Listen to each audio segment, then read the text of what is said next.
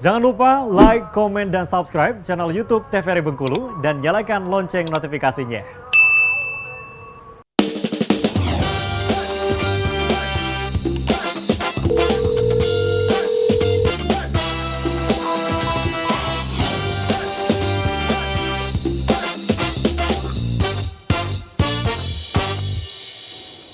Terima kasih pemirsa, Anda masih setia bersama kami di Dokter Kito Bersama Kito Sehat.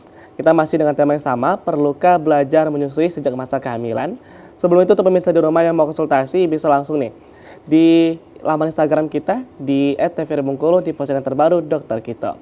Kita masih bersama Dr. Lala Poresta Valentina Gunasari MBiomed dan juga Dr. Wenti Arbayeni.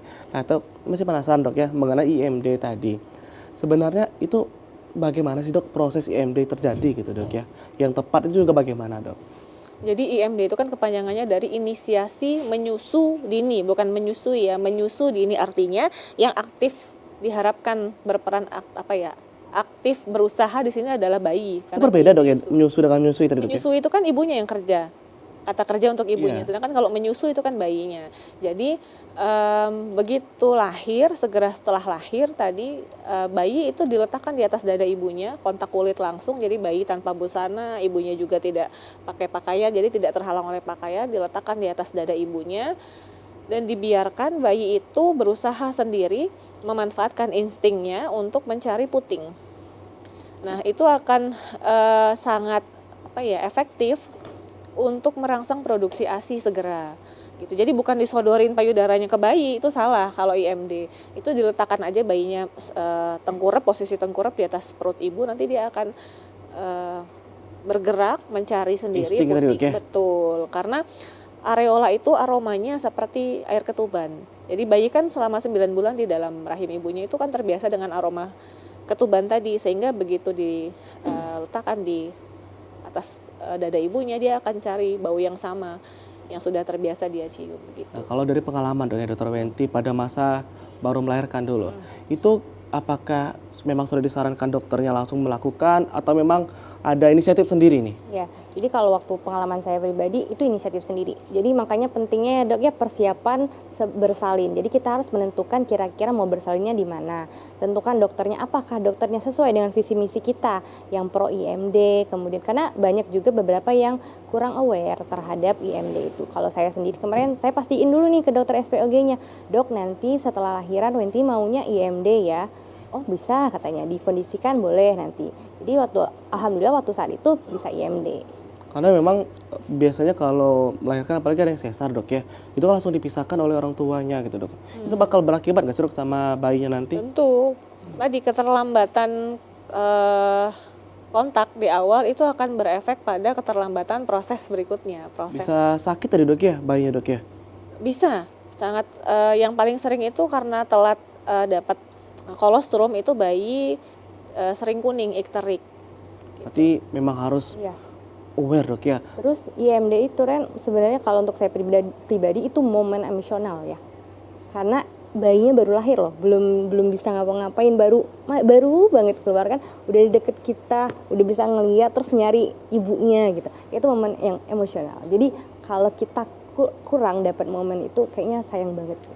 Ya selain sayang banget juga penting banget nih dok Iya, ya, harus benar. dipelajari gitu. Nah kita akan lebih lanjut lagi dok bahasnya, mungkin boleh kita kembali ke salin dia bersama Dr. Lala.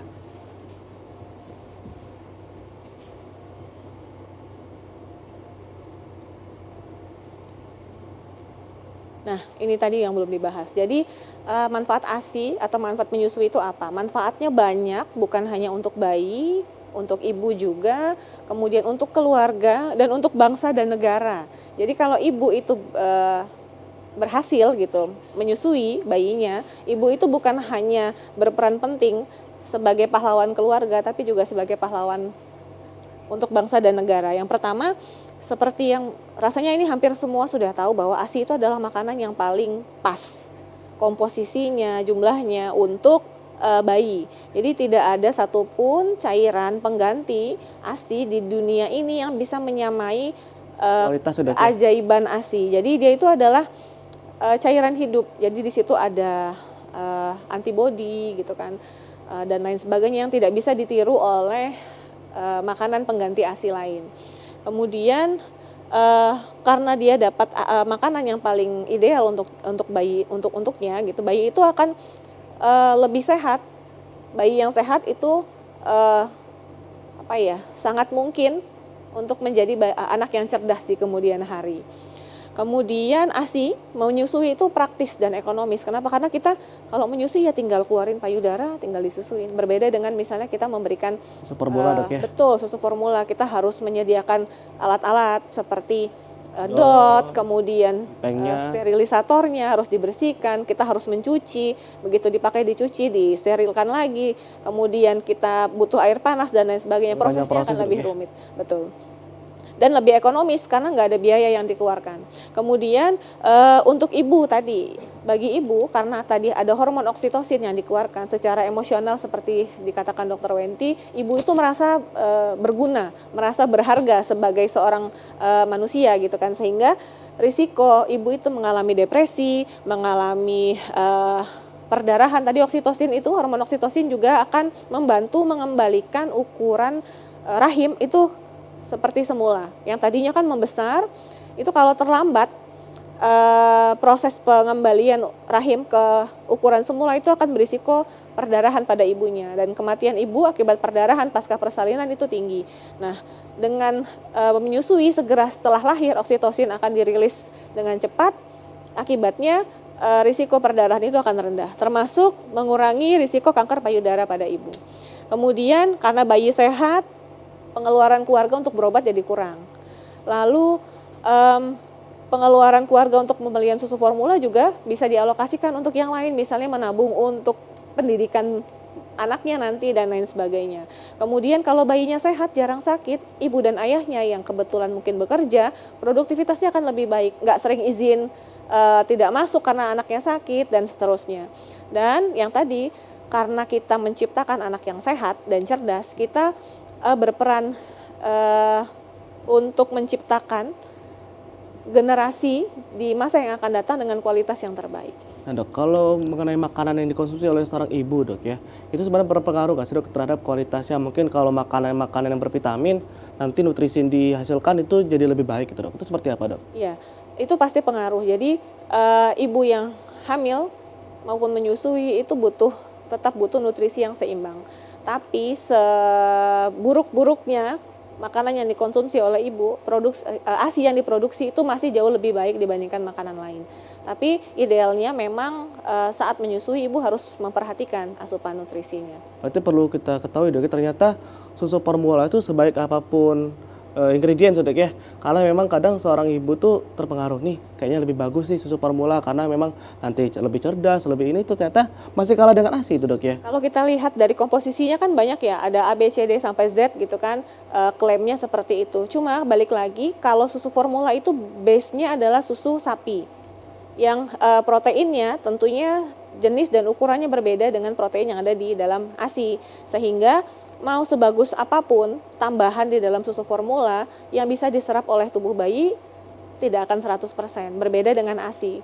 Jadi ASI itu sangat mudah dicerna, jadi apapun kandungannya, kebaikan-kebaikan yang ada di dalamnya semuanya bisa diserap dan dicerna baik oleh bayi. Lanjut lagi, Dok, ya. Terus Dok, ada nih biasanya banyak pertanyaan ibu-ibu muda nih biasanya. Ya, banyak. Kalau ibunya lagi batuk pilek nih Dok, gimana nih? Bisa mengasihi nggak? Bisa dikasih ASI nggak? Nanti ketularan, gimana tuh Dok? Menarik ini pertanyaannya. COVID aja kemarin ya, yang mirip-mirip kan infeksi saluran pernapasan, boleh nggak sih menyusui? Nanti ketularan nggak anaknya? Sampai saat ini untuk flu influenza ya, batuk pilek biasa ataupun COVID, belum ada bukti itu bisa ditularkan lewat ASI. Justru antibodi yang diproduksi tubuh ibunya saat menderita penyakit itu bisa diwariskan, bisa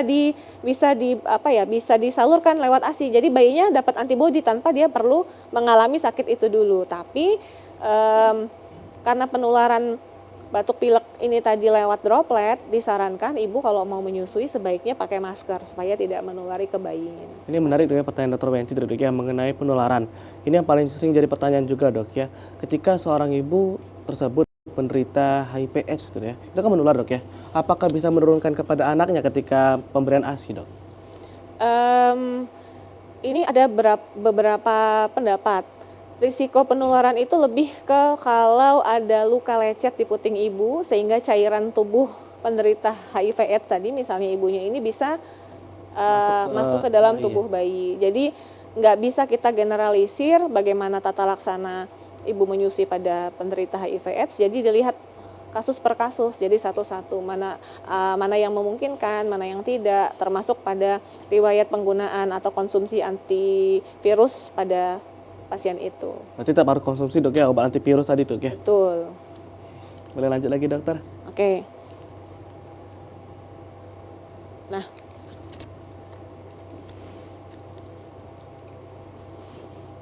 ini udah ya tadi ya.